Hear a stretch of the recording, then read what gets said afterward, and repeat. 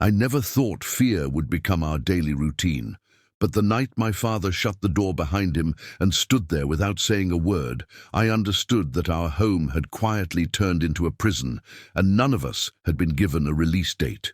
People imagine danger as something loud, something violent, something obvious, but real terror is calm and calculated, and my father had perfected it over years of silence, threats, and control that never left marks on the skin, but destroyed everything underneath. To the outside world, he was a respected man, connected, influential, someone people listened to, but inside our house, he ruled with intimidation, using money, reputation, and fear as weapons, reminding us every single day that leaving was not an option we could afford. That night, my mother sat on the floor holding her head, trying to stay strong for us, while my younger sisters stayed quiet beside her, already understanding that crying only made things worse, that fear was something you swallowed if you wanted to survive. My father didn't shout. He didn't need to, because he had learned long ago that control works better when it's whispered, when threats are delivered calmly, when you make people believe they are trapped long before you ever lock the door. He told us that no one would believe us if we spoke, that the police were useless, that his connections ran deeper than our voices, and that if we ever tried to leave, the consequences wouldn't fall on him, they would fall on us. Then he looked straight at me, not my mother, not my sisters, but me, and said that I was now responsible for keeping this family together, that every mistake I made would be paid for by the people I loved the most. In that moment I realized I wasn't just his daughter anymore. I was leverage, a tool he could use to control the rest of us, a reminder that freedom always comes with a price, and he was the one deciding how high that price would be. That night I didn't sleep. I listened to every sound in the house, memorized every threat, every word, every look, because somewhere deep inside I knew that if I survived this, the truth would matter, and silence would only keep us trapped longer. This wasn't a bad phase, it wasn't a misunderstanding, and it wasn't something time would fix. This was the beginning of something far darker, and I didn't know yet how much it was going to cost us. After that night, nothing had to be explained anymore, because my father didn't need rules written down. His control lived in the air, in the way we spoke softly, in how doors were closed gently, in how every decision was checked in our minds before it was ever said out loud. The first thing he took from us was time, because suddenly every hour belonged to him, every plan had to pass through his approval, every future idea felt dangerous, like dreaming itself was an act of rebellion. My mother stopped talking about leaving, not because she didn't want to, but because he made it clear that even the thought of escape had consequences, consequences that would land on us, not on him. He controlled money with precision, giving just enough to survive, but never enough to become independent, reminding us that the roof over our heads was conditional, and safety was something he could revoke whenever he wanted. My younger sisters learned early how to disappear emotionally, how to stay quiet, how to read his mood from the sound of his footsteps, because in our house, silence was protection and visibility was danger. What scared me most wasn't his anger, it was his patience, because he never acted immediately. He waited, watched, and struck only when he knew it would hurt the most. He would casually mention his connections, drop names we recognized, stories of people who had tried to stand against him and lost everything. And every time he spoke like that, he was reminding us that power doesn't need fists when it has influence. One evening, he took out his phone and showed me messages, photos, information about people I cared about, not threatening directly, just smiling slightly and saying that accidents happen when people don't know their place. That was the moment I understood the truth. We weren't just living with him, we were being monitored, studied, controlled, and every move we made was being measured against how obedient it proved us to be. I started documenting everything quietly. Dates, words, patterns, because fear had taught me something important. If I didn't hold on to reality myself, he would rewrite it for us. But documentation didn't make me feel brave. It made me feel trapped, because knowing the truth and being unable to act on it is its own kind of torture. By then, I knew one thing for certain. This wasn't a situation that would end naturally. And if it ever ended, it would end violently, emotionally, if not physically, because men like my father never let go without taking something with them. And I didn't yet know what he was planning to take from us next. The next phase didn't come with shouting or threats. It came quietly, almost gently, like poison mixed into water, slow enough that you don't taste it until it's already inside you. My father stopped confronting us directly and instead began isolating us one by one, pulling us aside separately, planting different versions of the truth in each of our heads, making sure none of us knew what the others were being told. He told my mother that I was planning to leave her behind, that I had options she didn't, and that if she wasn't careful, she would lose her daughters completely.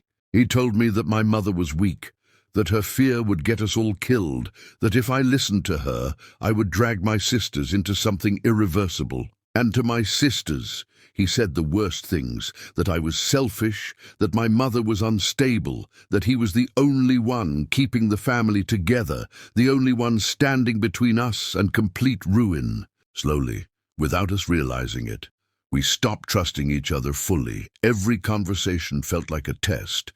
Every disagreement felt dangerous because we didn't know which version of reality the other person was living in. That was when the house became truly unsafe, not because of violence, but because love itself started to feel fragile, conditional, breakable. One night my younger sister whispered to me that she was scared of Mom, and I realized how deeply his manipulation had reached, how he had weaponized our fear against one another.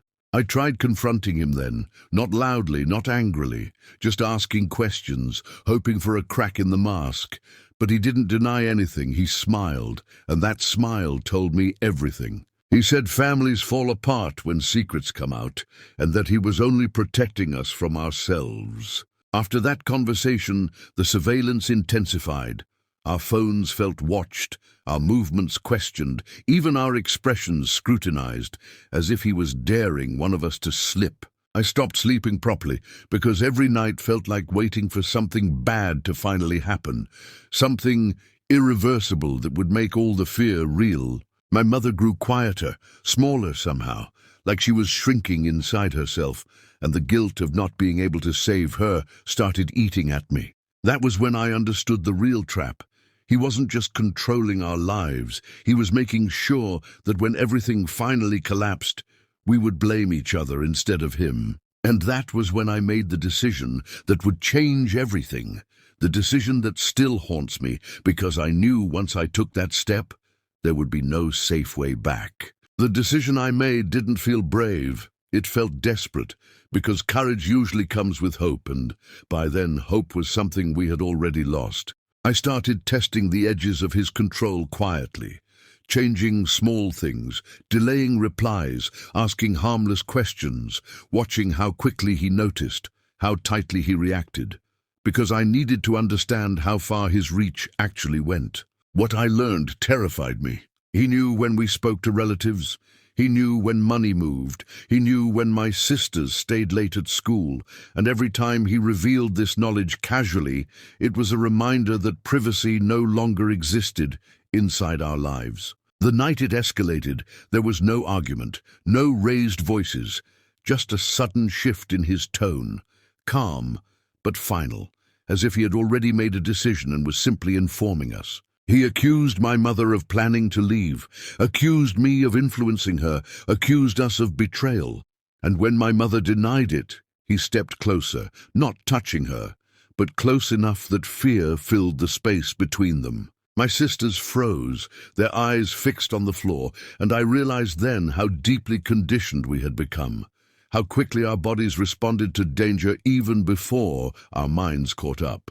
He said that if we continued down this path, he would make sure the world saw us differently, that stories had a way of spreading, and once they did, they could never be taken back. That was the first time he made the threat explicit. Not violent, not loud, but clear enough that none of us misunderstood what he meant. I watched my mother's hands shake as she tried to speak, and something inside me broke, because fear was no longer theoretical. It was sitting in the room with us, breathing the same air. That night, my sisters cried themselves to sleep silently, and my mother sat awake beside them as if staying conscious could somehow protect them. I stayed awake too, staring at the ceiling, realizing that whatever line existed between intimidation and danger had already been crossed, and that waiting longer would only give him more time to tighten his grip. For the first time, I stopped thinking about escape as a future possibility and started thinking about survival as an immediate need. And that was when I understood something even darker. If we were going to get out of this, someone was going to get hurt, and it wouldn't be the person who deserved it. After that night, fear stopped being loud and became routine, like background noise you learn to live with, except it never truly fades. It only waits for the right moment to remind you who is in control. My father didn't escalate immediately, and that was how I knew he was planning something, because silence from him was never peace. It was preparation. He became almost pleasant, offering small kindnesses, bringing groceries, asking about my sister's studies, acting like a man trying to fix his family, and anyone looking from the outside would have believed him completely. Inside the house, we were unraveling. My mother barely spoke, not because she had nothing to say, but because every word felt like it could be used against her later, every opinion another risk she couldn't afford. My sisters started avoiding eye contact, avoiding laughter, avoiding anything that might draw attention, and watching that happen to them hurt more than anything he had ever said to me. I tried reaching out quietly, to relatives, to old family friends, but every conversation ended the same way, with concern mixed with hesitation, sympathy without action, because his reputation always arrived before our truth. That was when he made his move.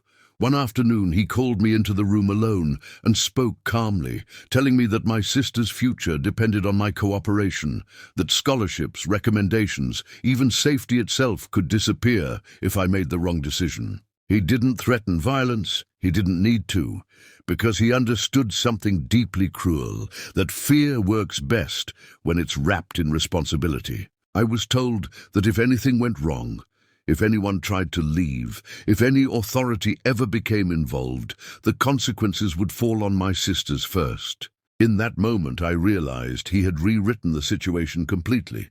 I was no longer trying to save us. I was being forced to choose who would suffer less. That night I agreed to stay silent.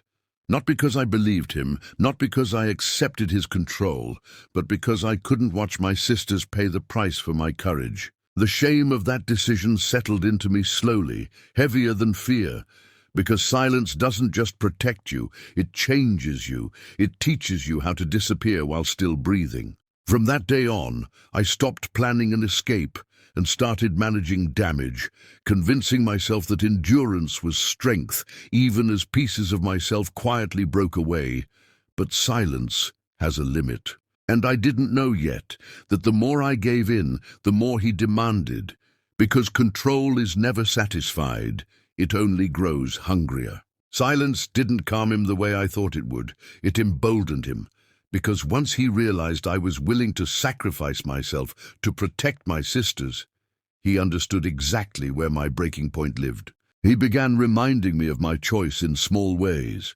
Casual comments about how fragile reputations are, how easily stories travel, how quickly people abandon women when doubt enters the picture, always delivered like advice, never like a threat. The house grew heavier, not louder, heavier in the way every movement felt observed, every conversation felt incomplete, because we were all measuring our words against the damage they might cause later. My sisters stopped asking questions about the future, stopped talking about university or travel or independence, and that was when I realized fear wasn't just shaping our present, it was erasing their ability to imagine anything beyond survival. My mother tried to hold herself together, but cracks started appearing in ways that scared me more than shouting ever could. Long silences, trembling hands, moments where she would stare into space like she was already somewhere else. I watched guilt hollow her out because he had convinced her that everything happening was somehow her failure, that she had brought this on us by not being strong enough, by not leaving earlier, by not protecting us better. That was the cruelty of it. He didn't just control us, he rewrote our sense of responsibility, making us blame ourselves for the harm he caused, until we were too busy feeling guilty to feel angry. The final shift happened quietly, without warning, when he stopped pretending that our cooperation was enough and started demanding proof of loyalty, asking where we went, who we spoke to, what we said, and why. I realized then that silence was no longer buying us safety. It was only buying him time to tighten control, because submission never ends abuse, it only changes its shape.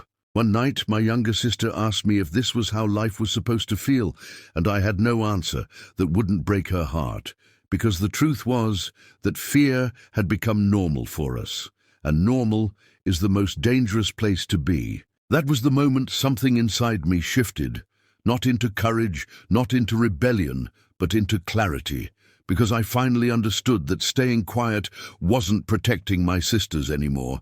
It was teaching them that this was acceptable. I knew then that whatever came next would hurt, deeply and permanently, but doing nothing would hurt them even more in ways they wouldn't recover from. And for the first time, I stopped asking how to survive him, and started asking what kind of damage survival was already causing. I stopped trying to outthink him and started paying attention to the patterns instead, the timing of his moods, the way he relaxed when he believed control was absolute, the moments when he assumed fear had finally done its job. He began trusting his own dominance too much, speaking more freely, slipping into arrogance, reminding us of what he could do rather than quietly doing it. And that was the first real weakness I had ever seen. My mother noticed it too, not in words, but in the way she started watching him more closely, listening differently, as if something in her had finally stopped shrinking and started hardening. The shift didn't bring relief, it brought urgency, because when abusers feel secure, they stop hiding, and when they stop hiding, the damage they plan becomes irreversible. He told me one night that we were running out of chances, that patience has limits, and that the next mistake wouldn't be corrected quietly.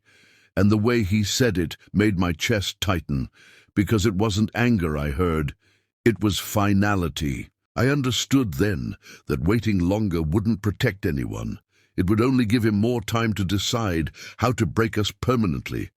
So I made a choice I never wanted to make. Not a dramatic one, not a heroic one, but a calculated one, because survival sometimes demands decisions that leave no clean hands behind. I began preparing without telling anyone, not my mother, not my sisters, because hope is dangerous when it leaks, and I couldn't risk their fear undoing what little control I was trying to take back. I gathered what mattered quietly, documents, records, memories I had written down over months, evidence that told a story he believed only he controlled. Every step felt like betrayal, not of him, but of the life we had been pretending to live.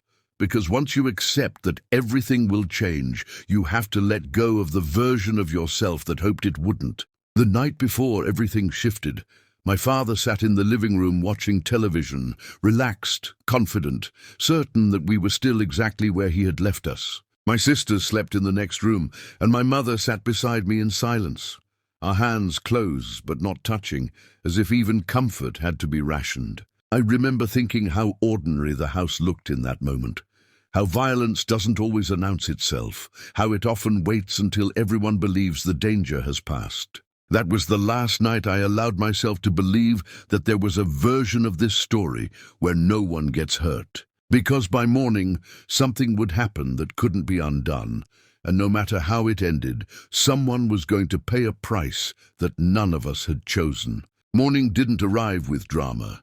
It arrived quietly, like every other day we had survived, and that was what made it cruel, because nothing about the house warned us that everything was about to fracture beyond repair. My father noticed something was different almost immediately, not because I confronted him, but because control feels it when it starts slipping, like air leaving a sealed room, subtle but unmistakable. I didn't accuse him. I didn't threaten him. I didn't reveal what I had done. I simply refused to play my role anymore, and that refusal was enough to trigger the storm he had been holding back for years. The anger came fast then, sharp and calculated, not violent in the way people expect, but violent in the way words are chosen specifically to scar, to humiliate, to rewrite history in real time. He told my sisters everything he had told them he would never say, twisted half-truths into weapons, exposed fears they trusted him with, and I watched something break in their eyes that I knew would never fully heal. My mother tried to intervene, tried to hold the situation together the way she always had, and that was when he turned on her with a coldness I had never seen before, blaming her for everything, for our resistance, for his anger, for the consequences he now faced. The damage was immediate and permanent, because even though I had taken steps to protect us, the cost arrived faster than the protection did, and safety didn't come wrapped in relief. It came wrapped in loss. We didn't walk out together like survivors in a movie. We separated quietly, scattered by necessity, by fear, by the reality that staying close made us easier to control. My sisters lost their sense of certainty. My mother lost the illusion that endurance could save a family, and I lost the version of myself that believed there was a clean way out of abuse. The truth is, leaving didn't undo what he did to us. It only stopped him from doing more, and that difference matters less than people think when you're the one carrying the damage. To this day, there are nights when I wonder if silence would have been kinder, if staying would have hurt less, and that question alone tells me how deeply he succeeded in shaping us. I don't tell this story because it ends well.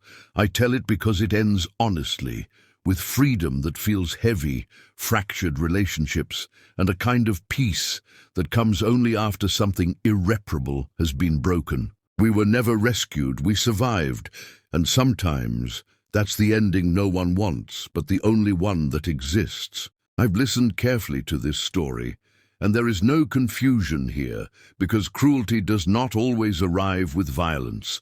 Sometimes it arrives with patience, control, and the deliberate breaking of people who are unable to fight back. A father is meant to be a shield, not a captor, and the moment power is used to inspire fear instead of safety, the role of protector is forfeited forever, no matter how respectable the face shown to the world may be. What happened in this family was not discipline, not misunderstanding, and not conflict.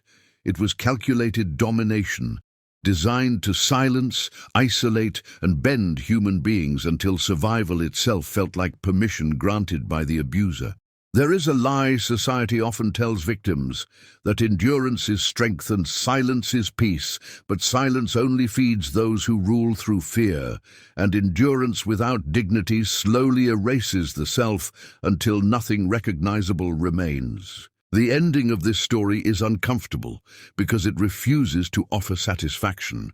No grand victory, no clean justice, only distance, loss, and the heavy truth that sometimes the bravest choice still leaves scars behind. But understand this clearly: survival is not failure, and escape does not require perfection to be valid, because when the alternative is continued destruction, choosing life in any form is an act of resistance. To those who live under similar control, this judgment is not an order to act recklessly, but a reminder that abuse does not become acceptable simply because it wears the mask of family, tradition, or authority. And to those who believe power grants the right to rule through fear, remember this: control may last years, but it never earns loyalty, and what is taken through intimidation is never truly owned. The verdict is simple: fear is not authority, control is not love, and silence is not consent. This judgment is complete.